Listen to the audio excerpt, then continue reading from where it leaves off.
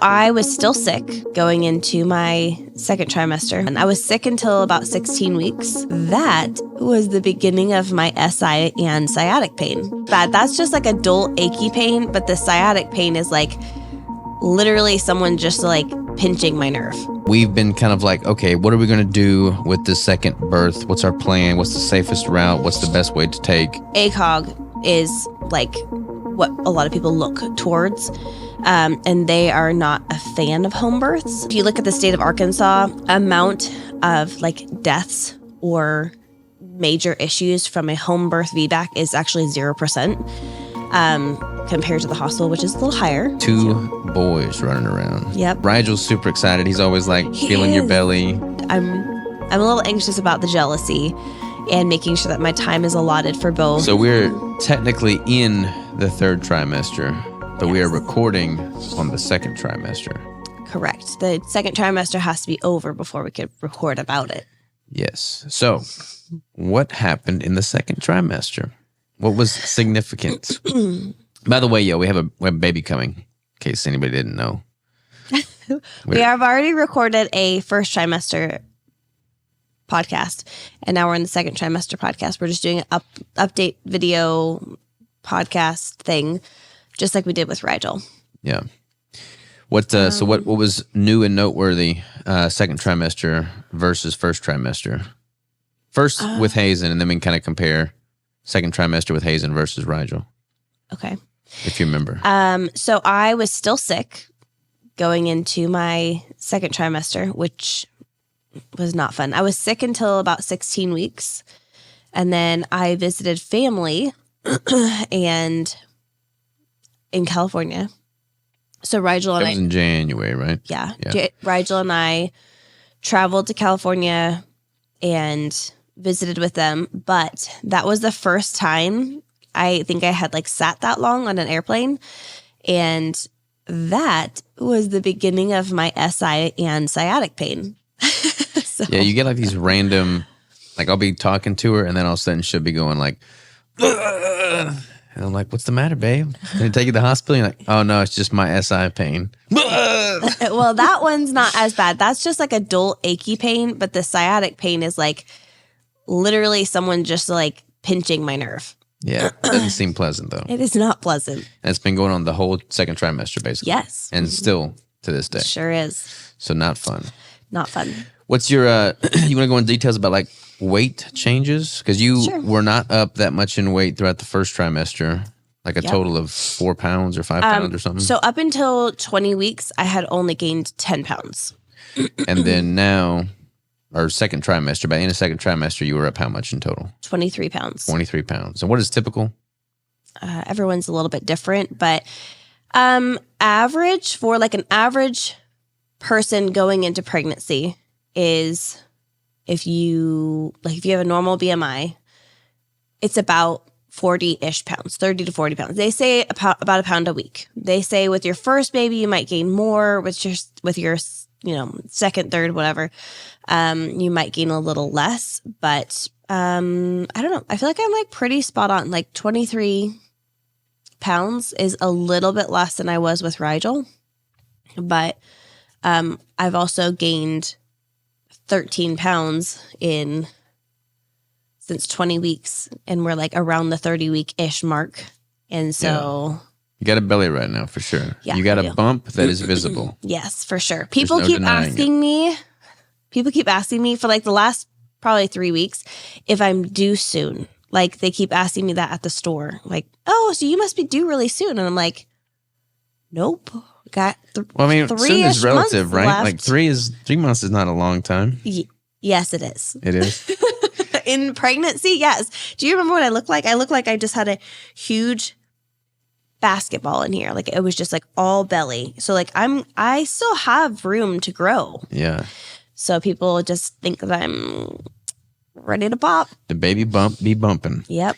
But you've been lifting. You're doing like a split with Ellen, which is pretty cool. So I've been leaving the office earlier, watching Rigel. You come here and you lift with Ellen. So you're getting a steady, consistent Monday, Wednesday, Thursday session in with her, and you're still going heavy on everything. I mean, you got 135 for 7 on bench the other day. What was your squat? I don't think I've been going much heavier than 135 squats and deadlifts. Even with Rigel, his pregnancy, I didn't ever go super heavy towards the end. I think I tried to stay around the 135. Like, it was kind of like, okay, if I could stay with like my pre-pregnancy-ish weight and still lift that, I think I'm good. But again, my hips and like just my pelvis in general, the muscles around it get super tight, which is why I'm having a lot of SI pain.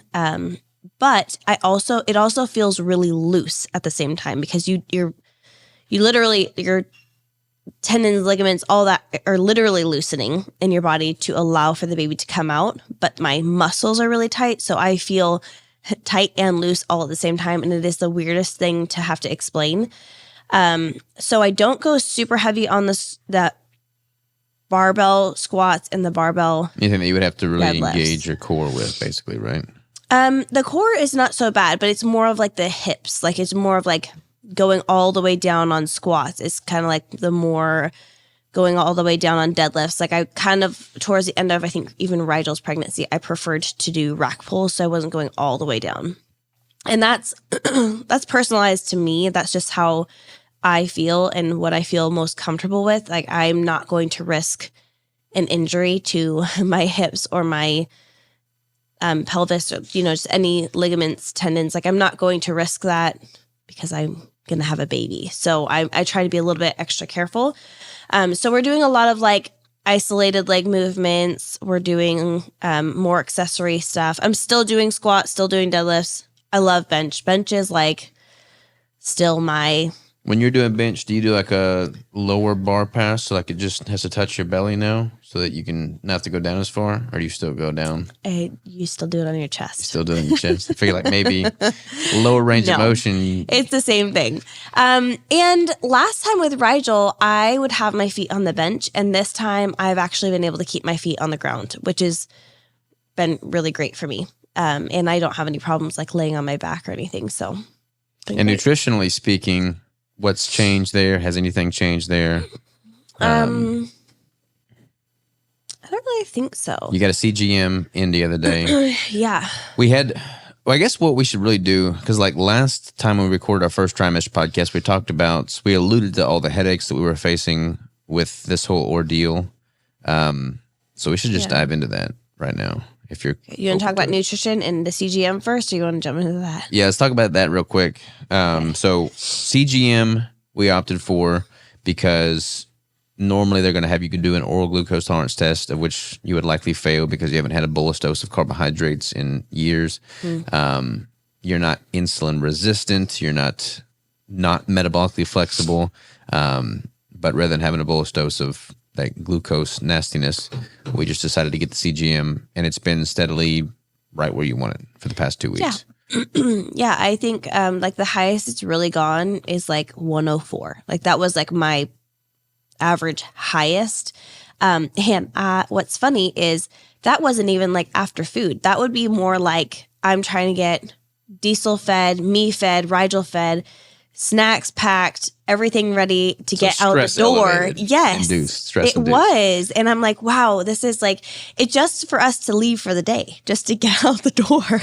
And so I kind of have to like, I realize that it actually has a effect on my blood sugar. I'm like, wow, I should do something about that. Like, how do I prepare myself better to leave the house so that I don't have to stress out in the morning? And what does your blood sugar do when I call? Like when you see my name pop up? 150. 150. No. Sheesh. Blood pressure, blood sugar, everything goes up. Yeah, no, I'm just kidding. So you'll pass that. You're not going to need to take the glucose tolerance test. You're not going to be facing gestational diabetes, so we're good to go there. Yep. And I had it in for 2 weeks, and she was totally cool with that, and all is well. Yeah. So this is what I want to make the bulk of the conversation about. So to provide some context, we had a whole series of podcasts pertaining to Rigel's birth. We were planning on doing a home birth, totally natural, no external factors whatsoever. Had a midwife. We're doing the whole hippie thing. It's not hippie. I mean, It's Natural. Hippies are natural. And we were like, all right, this is the way it's going to go. And then you were 42 weeks or 41 weeks and 6 days. In the state of Arkansas we're at, you can't have a home birth at 42 weeks and beyond. So we had to go in. We had to get Technically, you induced. can. We found that out after the fact, which really ticks me off. Yeah. But anyways. Yeah. So we went to the hospital, took Pitocin. You weren't dilating. And then they basically burst your water and... Kind of. They did, for sure. I mean, I dilated to like a 5. Yeah. And she was checking me. And when she checked me, so my 4 waters broke. Like my water broke. And then on its own as I was dilating. But then she checked me and then it like all came gushing out at that point. Yeah. So she kind of broke the water. Yes. But Rigel, what was his official placement? Face presentation posterior. And face presentation anterior, You can have a vaginal birth. They don't prefer it, but you still can do it. But face presentation posterior, what does that mean exactly? I keep getting them backwards. So face presentation in itself is their face is coming out first. So like his chin and the top of his head, like all of that was Like you could feel facing the nose and outside. eye Yeah, sockets like and everything. if someone was looking in there, they would just see his actual face, not the top of his head. Yeah. And then posterior, and I'm probably going to butcher this because I can't remember. Because during labor, your baby actually like rotates. Yeah. So I believe that it means he was facing my posterior. So he was facing my butt, like my back.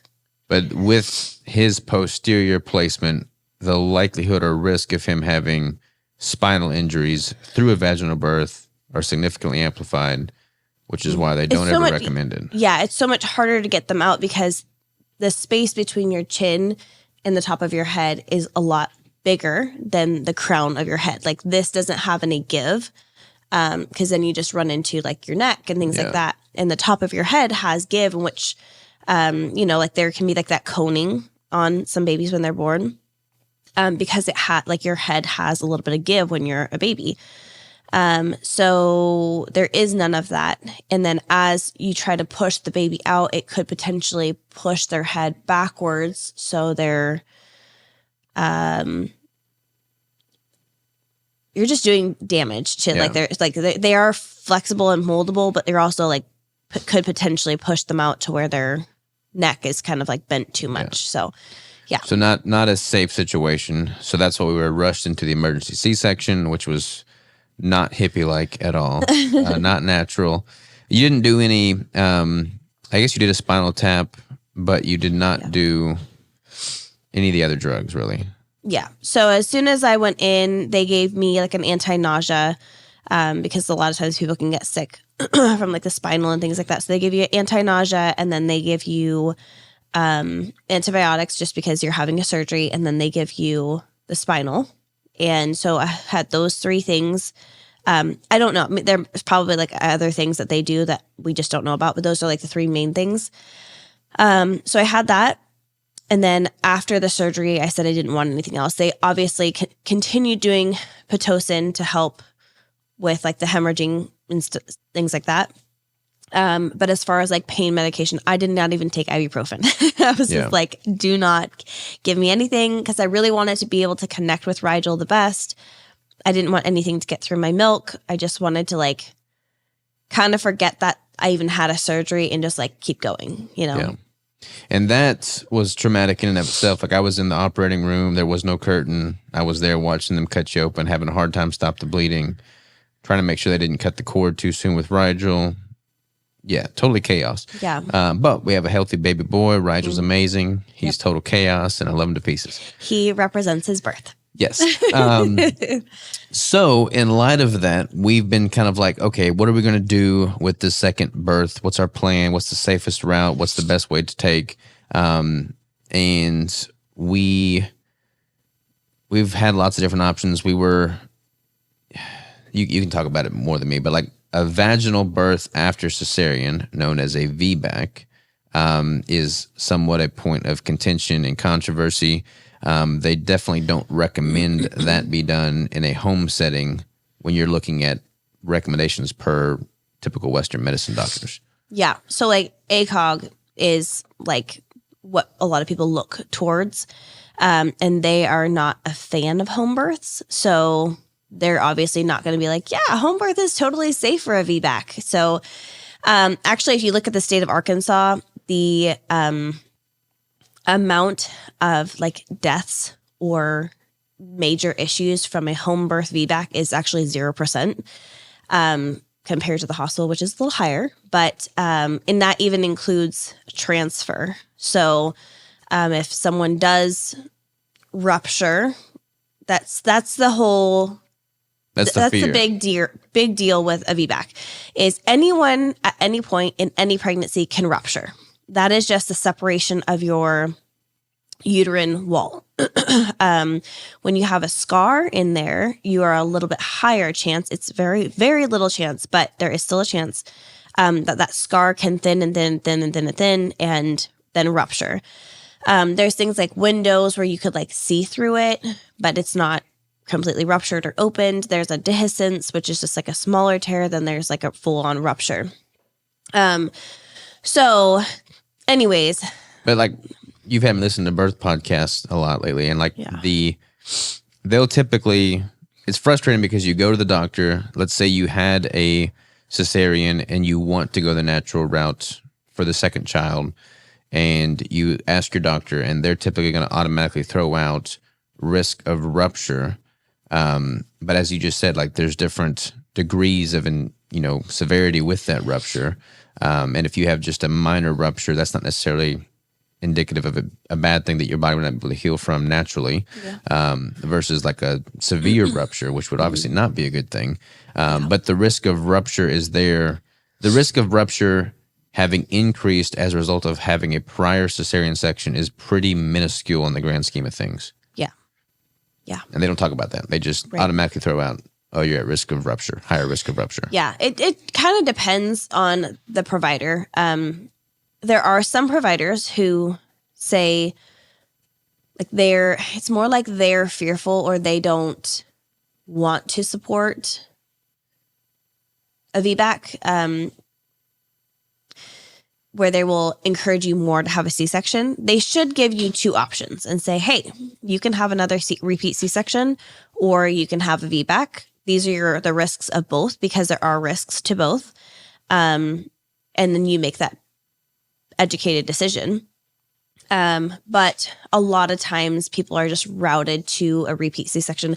Hey, it's easier. Like you can schedule it. Your family can be here. Da, da, da, da, da. Like all that stuff is just made out to be like an easier process. But because of that, the rate of cesareans in the United States is astronomical. Like it's pretty ridiculous. And I think what's more is when you have a C-section, you're going to have another scar, obviously. So the increased likelihood of rupture goes up just a little after having bit. another cesarean section increases. So like they don't ever talk about that either. They basically just say, hey, look, cesarean's easy. We'll get it scheduled, booked. We'll come in and get you, dilated, pop your water, all that good stuff, put you on the drugs, and then you'll be out like nothing happened. But they don't ever talk about the downside of that. Yeah. At least in my experience.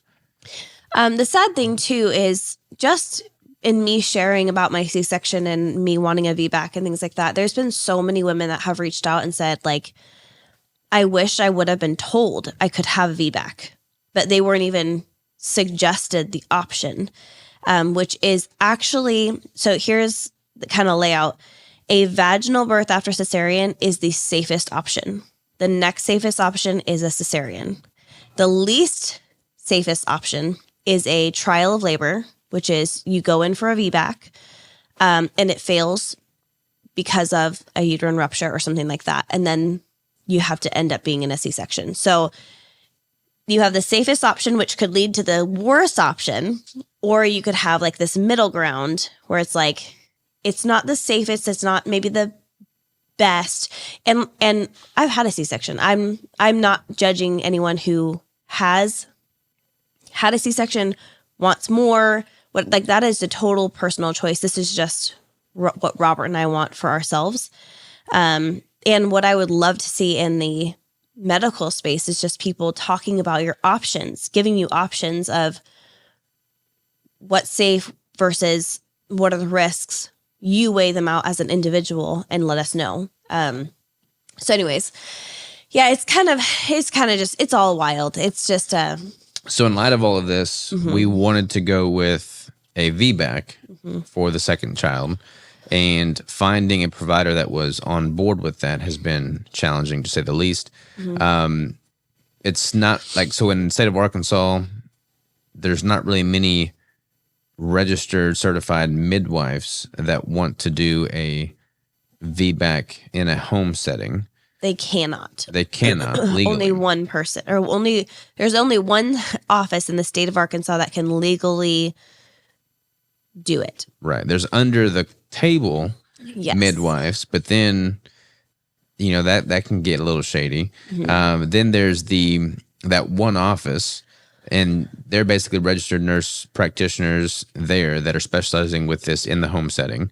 And then what we had decided to do was find a midwife that was a registered nurse that was totally down to do what we wanted to do in a hospital setting, but letting us do our natural birth. And we found that, and we've been seeing her throughout this process. But then with that scenario, and again, correct me if I'm wrong, but there's her as our midwife, and then there's 2 doctors on staff at that hospital that are there in case of emergency, and they are required by the hospital to be there if a VBAC birth is taking place, along with an anesthesiologist, and just basically have those people on the floor on hand. Yeah. So we've been going through that process for the past few months, and then lo and behold, the hospital collectively decided that they no longer want to be accepting of VBACs due to scheduling issues. It's the doctors. It's not so much the hospital. So like the whole hospital unit is widespread, and they're not all saying that, but this specific hospital in this specific area, these doctors are the ones that decided because of scheduling issues. Yeah, because there was only the 2 doctors and I guess the 1 anesthesiologist, and they were dealing with scheduling errors. So like the requirement of having to have them on site if a VBAC was taking place resulted in, I think there was one instance where somebody was in labor for like 4 days or something crazy. Yeah. So it put them in a corner in that regard. So they just wanted to say, okay, we're not really doing VBACs anymore. And we heard that through the grapevine from our midwife. And then she's been in contact with the doulas. So like for a while there, we were back at the drawing board, been like, okay, so the hospital we've been going to, been paying money to, been, seeing on a weekly, bi-weekly basis is now no longer doing what we want to do. So now we have to go back to the drawing board and figure out if we want to be okay with having a birth at home, under the table, if we want to go to that one office in the whole state. So it's been a bit of a mess for sure. Like nothing with any of our birth plans from day one have been kind of streamlined as one would hope. But we actually met with one of those doctors, shared with them our exact scenario, what we're expecting, and he was honestly pretty cool with. He came in knowing my chart. Like he came in, he was like, there's no reason why you can't have this. And he said, I can't make you go home. I can't make you have a C-section. And I still think it's a little messed up, but he was very supportive of me and the reason why I would be having a VBAC. I never got to the pushing stage. So essentially they're trying to kind of weed out some of the people that aren't as great a candidate. Yes. So they have their own kind of list of what they think is more, what was the word? Good candidates or bad candidates. What makes them a better candidate. So I feel like I don't like that, but they do have their own, I guess, list of candidates that they think would be best. And so he was very supportive of me and saying like, I see no reason why you can't do this. I think you're an excellent candidate. You're going to do what you're going to do. Like that's it. So he was able to explain to us in greater detail. And they had a whole meeting like the day before I went in to see him. So he had just had like this fresh bit of information and was able to say like, hey, this is why we're doing this. This is what happened. These are the people that we're still trying to support, et cetera, et cetera. And he's like, essentially, the best thing for it to happen is you show up in labor about ready to push. And I'm like, yeah, that's the perfect idea for me too. So that's kind of what they're leaning towards. Their clinic is not connected to the hospital. If they had a clinic that was connected to the hospital, then that would consider them in the building of the hospital, and they would be able to do more VBAC. So he said, we're trying to figure it out where we could maybe have part of the clinic in the hospital or whatever, so that this is not an issue, because the issue is if someone has an emergency, which there are so many non-VBAC related emergencies, but they don't make a doctor be in the hospital, then it's only for the VBACs. So it's just such an interesting situation and the interesting hospital policy.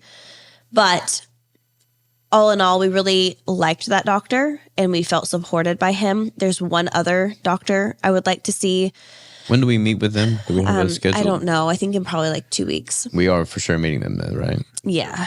I haven't made the appointment, but I'm going to make that. And just make sure that everyone's on the same page, because we won't really see these doctors unless something's going wrong. Yeah. Like they may get to the hospital and be like, hey, I'm Dr. So-and-so. I'm the one that's going to be here on. If we had to have a C-section, they would be the doctors doing it. Right. But my nurses and stuff are still going to be contacting my midwife for the communication aspect of things. So, yeah. So it was like a big thing because we weren't sure exactly why they were saying no more, if they were going to just deny me, if they were just I was going to get to the hospital and just have to fight the whole time. But being able to have that conversation put my mind so much at ease, knowing that I can go in the hospital and no one is like, you can't do that. Like they're all kind of like, you know what, you're going to do your thing and we're here in case something happens, so that felt really good.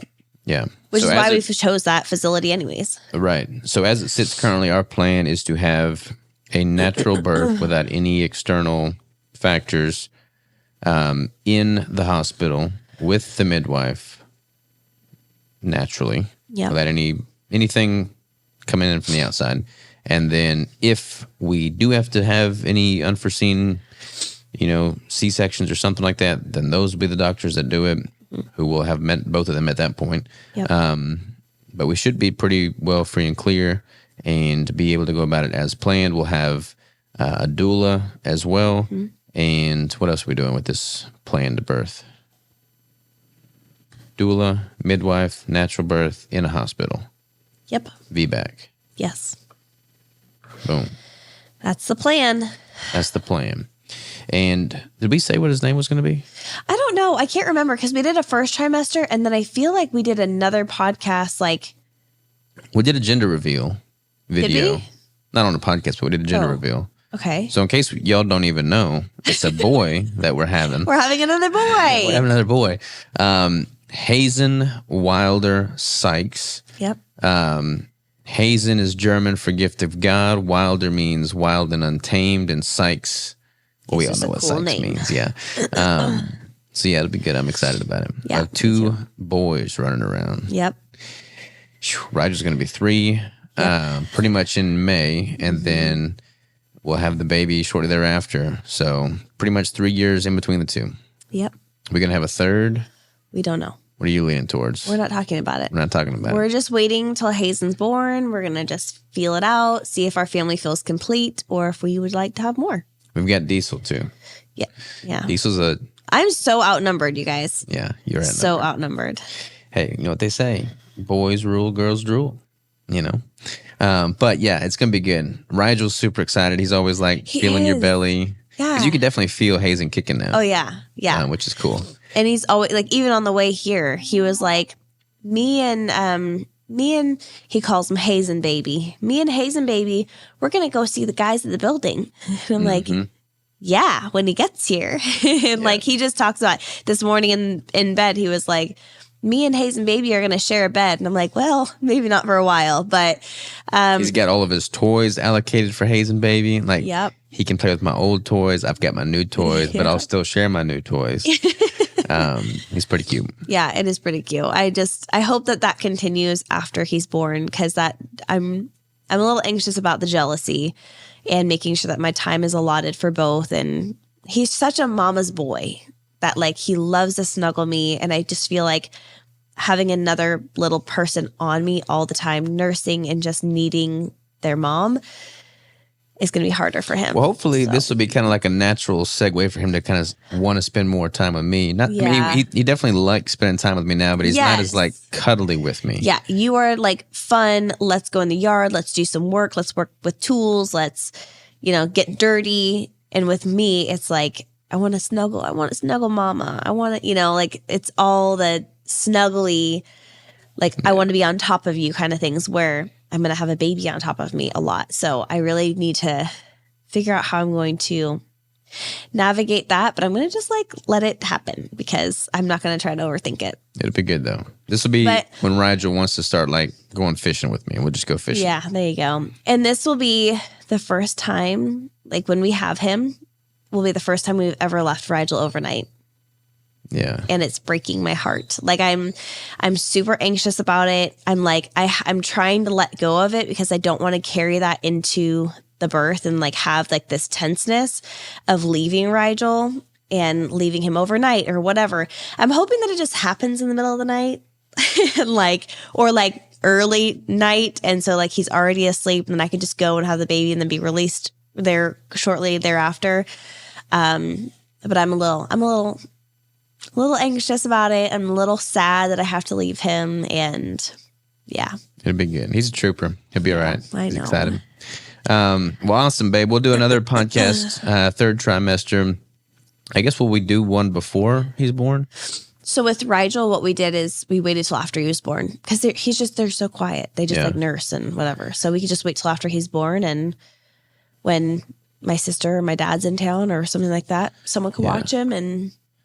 So the next time we do a podcast, we might do one before then, just kind of you and me doing like an update on like homesteading stuff, business stuff, just all the other stuff we got going on. But the next time we do a birth specific podcast, we'll have a little Hazen baby in your arms. Mm-hmm. So be pretty That's crazy. Yeah. This has been the fastest pregnancy ever. Yeah, it's kind of trippy.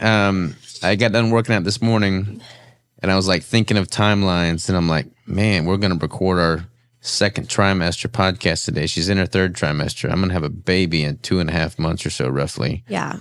And I haven't mentally made that shift yet. Yeah. So I got to prepare myself. Yeah, it's a lot. It's going to be a lot. And Robert has so much stuff going on, like this summer, fall.